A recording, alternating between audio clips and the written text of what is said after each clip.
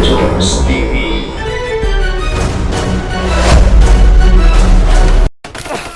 Anak ng titing, tinatago mo pala ang presensya mo, ha? Salto ka.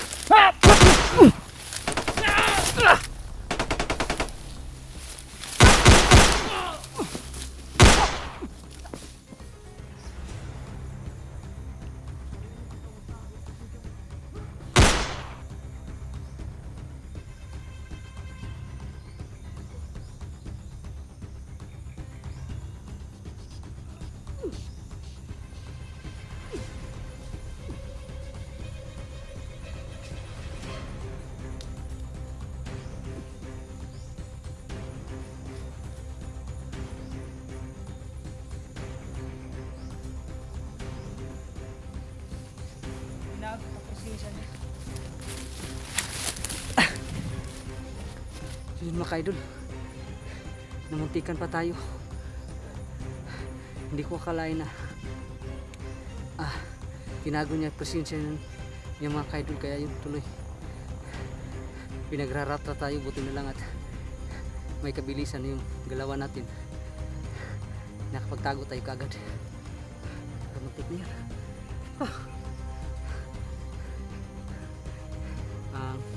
Malala nito mga kaidol dahil nakapagpuputok tayo. Panigurado maraming darating dito. Yung isa pa, yung lakas ng orasyon mga kaidol, para papalapitin enerhiya niya dito sa atin.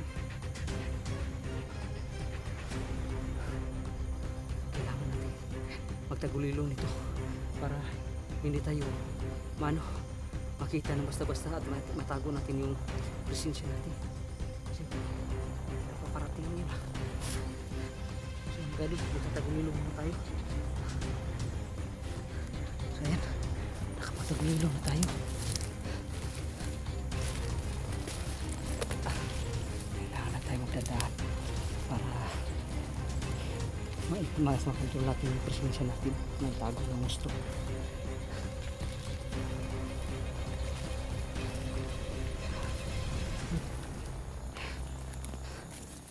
Malapit na rin umulan. Yan mga kaidol, papalapit yung may malakas na presensya. Kailangan natin magtago siguro dito.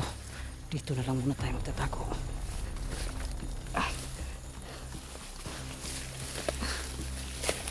Yan. Yan mga kaidol, magtago na muna tayo dito. Nakatagulilog naman tayo eh. At saka itatago natin yung presensya natin. Sigurado hindi tayo mamamalayan ito.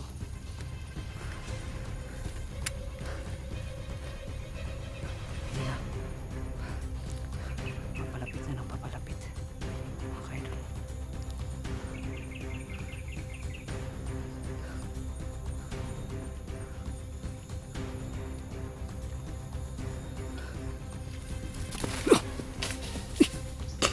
Ano yun? Sobrang bilis ah. Buti.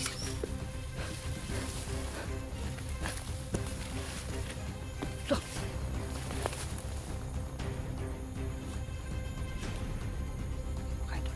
May dumaan sa atin dito. Sobrang bilis.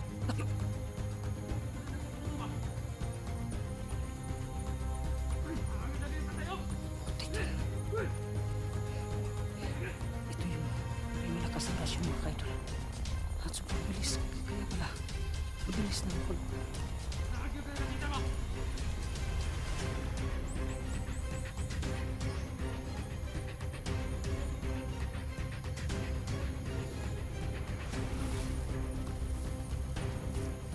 Kailangan nating tirahin ito mga kaidol.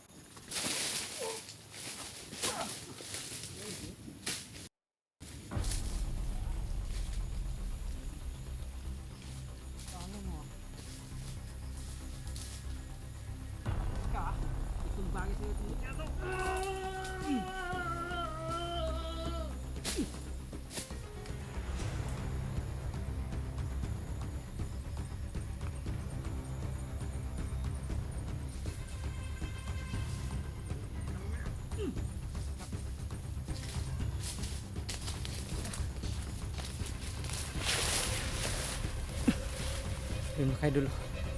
Uy, parang cheese bag ko yan.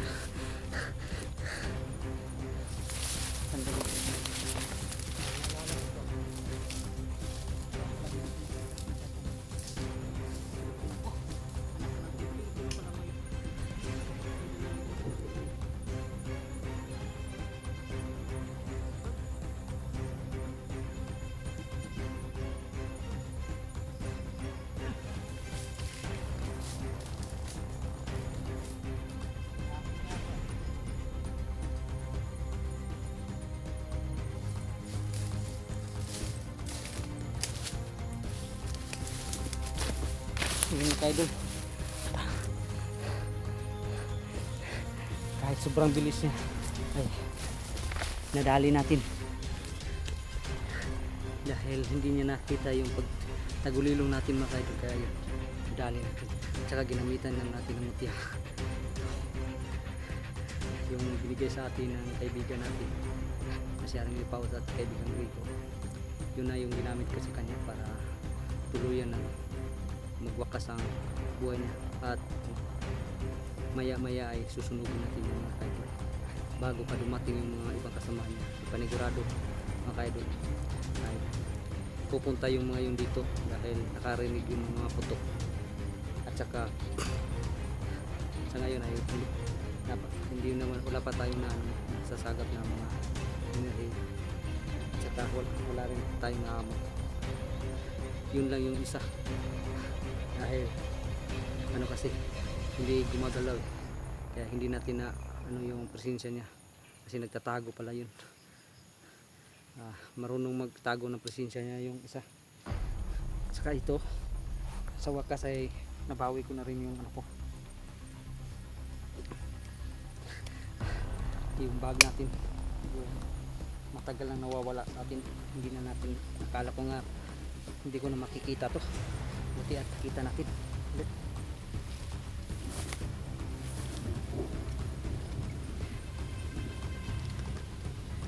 Saka yun, malapit ang umulan mga ka-idol, kailangan na nating sulugin to. Pagkatapos ay babalik na lang siguro tayo dun sa kubo, yung sinira ng isang bandido mga ka-idol. Saka sulugin na rin natin yung yung isa, yung nadali natin bumenda.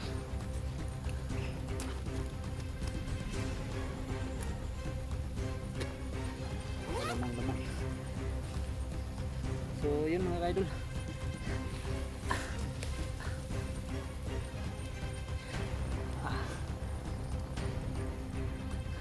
susugin ko muna tong mga idol para tuluyan ng hindi mabuhay ni Commander Sipsip kung magkaganon yung mga kasamahan nito, lalong na itong mabilis gumalaw. Ngayon lang tayo naka-encuentro ng sobrang bilis kung gumalaw mga idol, no?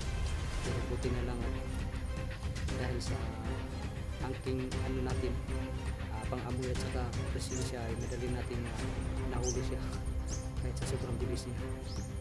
Tinimingan ko mga ka-idol na sa niya paglabay ba, kumpiyansa kasi siya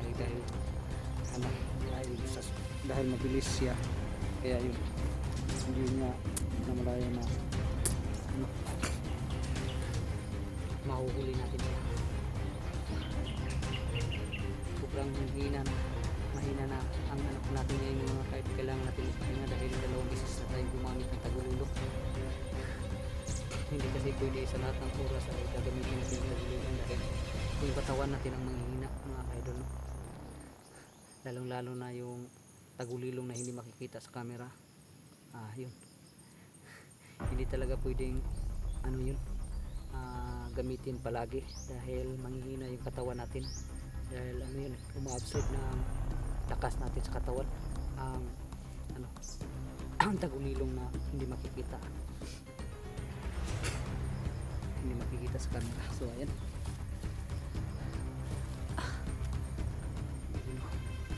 yan mga kaidol, maraming na tayo nasasagap na mga enerhiya pero sa malayo pa. Sa tingin ko ay patungo dito mga kaidol. Kailangan po muna sunugin to mga kaidol. Ano lang muna tayo mga kaidol, mag-upcam dahil susunugin ko muna to para makaalis na tayo dito mga kaidol. So ayun mga kaidol, mag-upcam lang tayo pagkatapos natin sunugin itong bangkay mga kaidol. So ayun. So yun mga kaidol, dito na tayo sa ano, sa yung nakita nating munting kubo. So ayan. Okay. Tapos na natin sunugin yung mga bangkay mga kaidol. Tsaka naisipan ko dito na muna tayo magpapalipas ng ano siguro ngayon dahil malapit ng umulan. Ano na, nagsisimula na ang tumaligsik. Kailangan na lang natin dito ay ano, sabi, dahon ng sabi. Hindi tayo magpapa.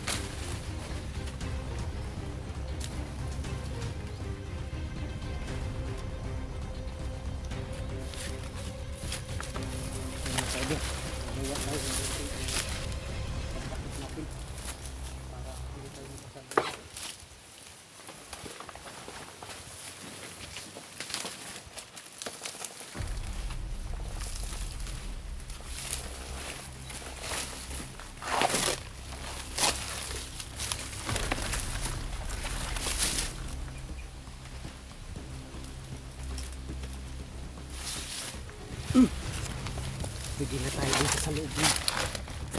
Okay na to. Hindi na tayo masyadong mabasa ng ulan ito mga kaidol. So ayun mga kaidol, dito na muna tayo magtatago pansamantala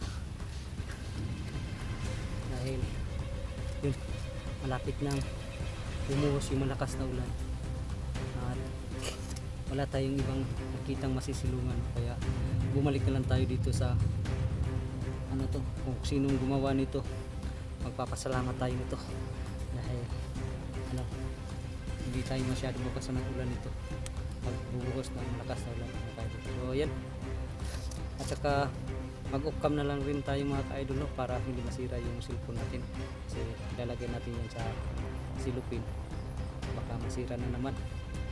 Ako, wala na tayong pang ano, pambayad ng pagpapa-repair nito dahil yung yung ginamit natin pag-repair nito dahil